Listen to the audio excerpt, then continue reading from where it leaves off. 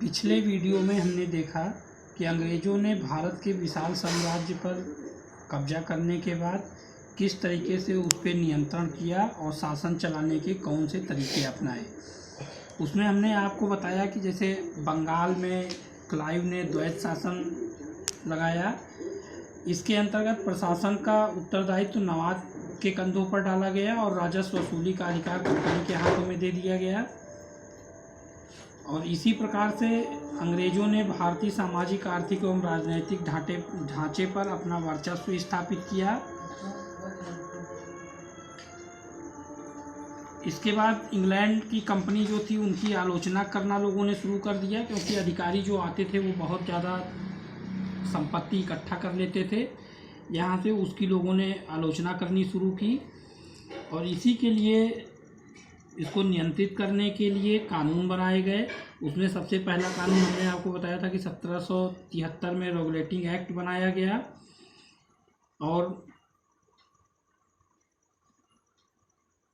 Company के राजनैतिक, व्यापारिक, सैनिक, असैनिक और राजस्व संबंधी सभी तथ्य ब्रिटिश संसद के सामने रखा करें, ऐसा कहा गया। दूसरा एक्ट हमारा आया जिसको हमने पिट्स इंडिया एक्ट के नाम से आपको बताया था 1784 में। इस अधिनियम के द्वारा ब्रिटेन में एक नियंत्रण परिषद की स्थापना की गई थी और गवर्नर जनरल को भारत स्थित सभी ब्रिटिश फौजों का प्रमुख सेनापति बनाया गया था।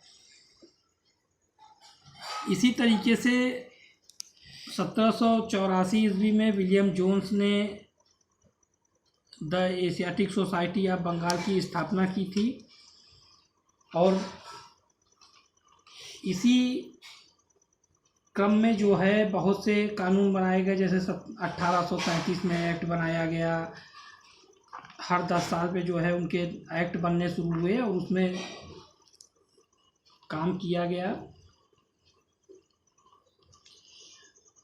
प्रशासन की जिम्मेदारियां बढ़ती गई तो यह महसूस किया गया कि प्रशासनिक अधिकारियों को भारत की शासन व्यवस्था, समाज व्यवस्था, भाषाओं तथा परंपराओं से संबंधित से भली भांति परिचित होना चाहिए। इन विषयों की शिक्षा देने के लिए 1801 ईस्वी में कलकत्ता में फोर्ट विलियम कॉलेज की स्थापना की गई। ये पहला कॉलेज था जिसमें इन तरीके की शिक्षाओं की व्यवस्था की गई थी। 1853 ईस्वी में नागरिक सेवाओं में भर्ती होने के लिए नागरिकों का परीक्षा प्रारंभ किया गया और 1853 में इस प्रतियोगिता में प्रवेश की उम्र 23 वर्ष थी।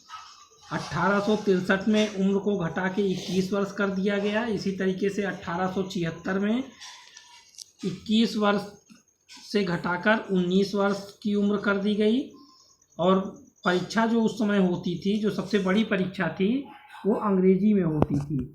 शिक्षा और सामाजिक सुधार पे जोर दिया जाने लगा। अंग्रेज़ों ने 1781 ईस्वी में कोलकाता में एक मदरसा और 1792 ईस्वी में कलकत्ता के बनारस में एक संस्कृत कॉलेज की स्थापना की थी। विलियम जोन्स ने एशियाटिक सोसाइटी नामक संस्था की स्थापना की जिसका उद्देश्य था प्राचीन भारतीय इतिहास व संस्कृति की जानकारी करना था। मतलब ये जो संस्था बनाई गई इसका मुख्य उद्देश्य ये था कि प्राचीन भारत का जो इतिहास है या उस समय की जो संस्कृति है उस संस्कृति की जानकारी हम एकत्रित करें। इसी क्रम में महान समाज सुधारक जो थे राजा राम मोहन राय, वो भारतीय समाज में बदलाव लाना चाहते थे और वे यह मानते थे कि भारतीय नए ज्ञान, विज्ञान, तकनीकी आदि को सीखें और इसके लिए अंग्रेजी को सीखना अनिवार्य था या ज़रूरी था।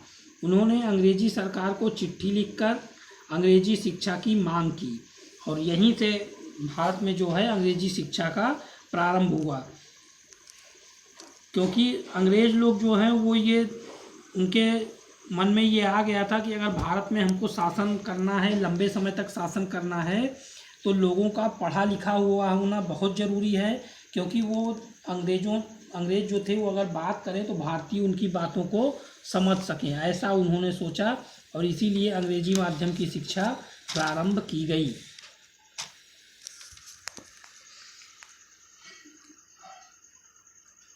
1835 में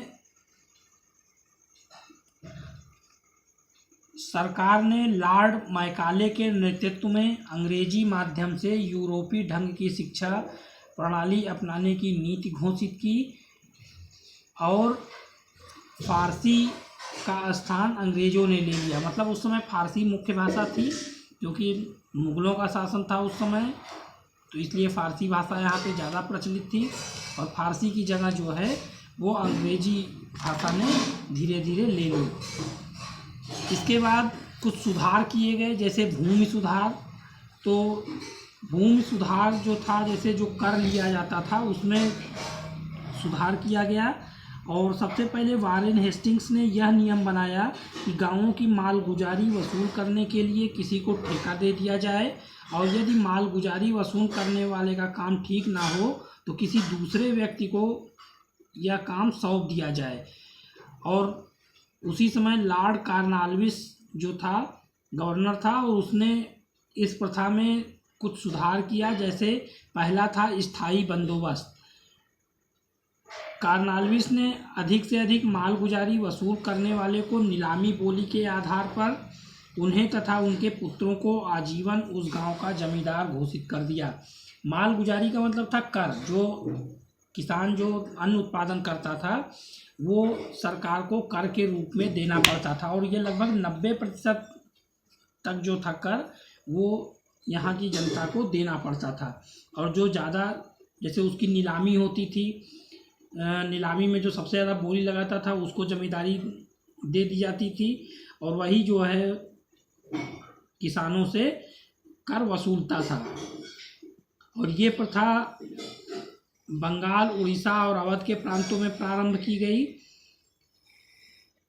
और अब यही लोग जमीन के मालिक हो गए, किंतु यह स्वामित्व तभी तक रहता था जब तक मालगुजारी वो लोग देते रहते थे। दूसरी व्यवस्था थी रैयतवाड़ी प्रथा। ये प्रथा दक्षिण भारत के मद्रास प्रांत में मालगुजारी देने के उत्तरदायी। ये प्रथा दक्षिण भारत के मद्रास प्रांत में जो है मालगुजारी ली जाती थी और इसी को रैयत कहा जाता था। रैयत का मतलब होता था जिसको काश्तकार को सौंप दिया जाता था। काश्तकार का मतलब होता था जो खेती करने वाला होता था। मालगुजारी की धनराशि लगभग 3 वर्षों के लिए निश्चित कर दी गई। रैयत अपनी उपज का लगभग आधा भाग सरकार को मालगुजारी के रूप में देता था। और तीसरी व्यवस्था जो थी वो महालवाड़ी प्रथा थी। ये उत्तर प्रदेश के पश्चिम में दिल्ली और पंजाब के आसपास मालगुजारी कई गांवों के समूहों के स्वामित्वों से वसूल की जाती थी। जैसे गांवों का एक समूह बना दिया जाता था और उन समूहों से कर वसूला जाता था और इसी को महाल कहा जाता था। इसीलिए यह प्रथा महालवाड़ी प्रथा कहलाई और सरकार महाल पर स्वामित्व रखने वाले से मालगुजारी वसूल करने का समझौता करती थी। तो ये थे भूमि सुधार। 3 तरीके के भूमि सुधार किए गए। उसमें पहला था स्थायी बंदोबस्त, दूसरा थे रैयतवाड़ी प्रथा और तीसरा थी महालवाड़ी प्रथा। अब हम लोग देखेंगे कि अंग्रेज़ों ने जब भारत में शासन करना शुरू किया तो यहाँ के उद्योग धंधे जो थे, यहाँ के कारखाने या उद्योग धंधे जो थे वो किस तरीके से नष्ट हो गए। तो आप सभी लोग जानते हैं कि अंग्रेज भारत में व्यापार करने के लिए आए थे और वो यहाँ से कच्चा माल अपने देश को ले जाते थे और वहाँ से मशीनों से बना हुआ कपड़ा जो है वो भारत में लेके आते थे और उसको सस्ते दामों में बेचते थे। और यहाँ का माल जो होता था वो ज़्यादा महंगा होता था। इसी कारण जो है यहाँ के उद्योग धंधे धीरे धीरे नष्ट हो गए। इसी कारण भारतीय उद्योगों का धीरे धीरे करके विनाश होने लगा।